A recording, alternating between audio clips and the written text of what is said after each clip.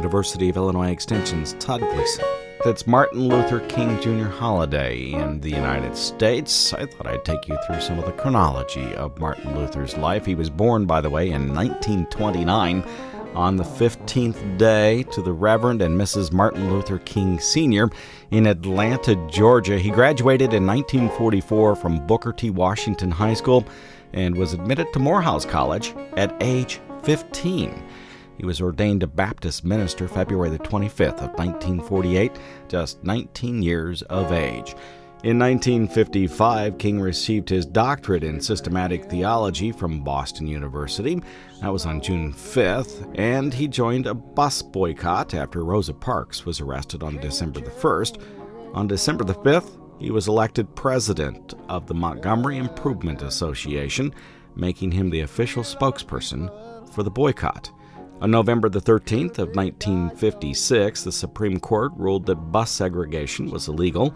That ensured a victory for the boycott. And in 1957, King formed the Southern Christian Leadership Conference to fight segregation and achieve civil rights. On May 17th, Dr. King spoke to a crowd of about 15,000 in Washington, D.C. In 1958, the U.S. Congress passed the first Civil Rights Act since Reconstruction, and King's first book, Stride Toward Freedom, was published.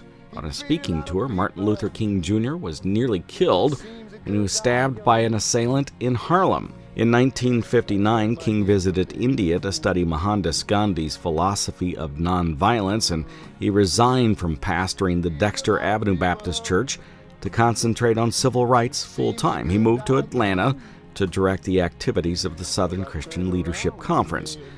In 1960, a year later, he became a co-pastor at his father's Ebenezer Baptist Church in Atlanta, Georgia. That same year, lunch counter sit-ins began in Greensboro, North Carolina. In Atlanta, King was arrested during a sit-in, waiting to be served at a restaurant. He was sentenced to 4 months in jail, but after intervention by John Kennedy and Robert Kennedy, he was released.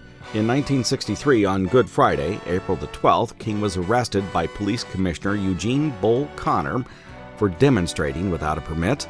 On the 13th, the Birmingham Campaign was launched, and it would prove to be the turning point in the war to end segregation in the South.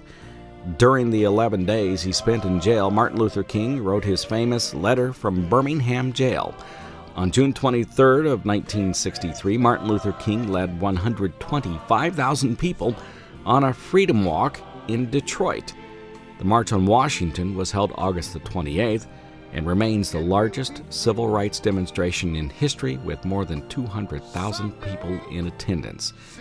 At the march, King made his famous "I Have a Dream" speech. November the 22nd that year, President Kennedy was assassinated. January the 3rd of 1964, King appeared on the cover of Time magazine as its Man of the Year. By the way, after President Lyndon Baines Johnson signed the Voting Rights Act into law, Martin Luther King Jr. turned to socio-economic problems. In 1968, he delivered the "I've Been to a Mountaintop" speech, and at sunset on April the 4th, Martin Luther King Jr. was fatally shot while standing on the balcony of the Lorraine Motel in Memphis, Tennessee. Today is MLK Day. I'm University of Illinois Extension's Todd Gleason.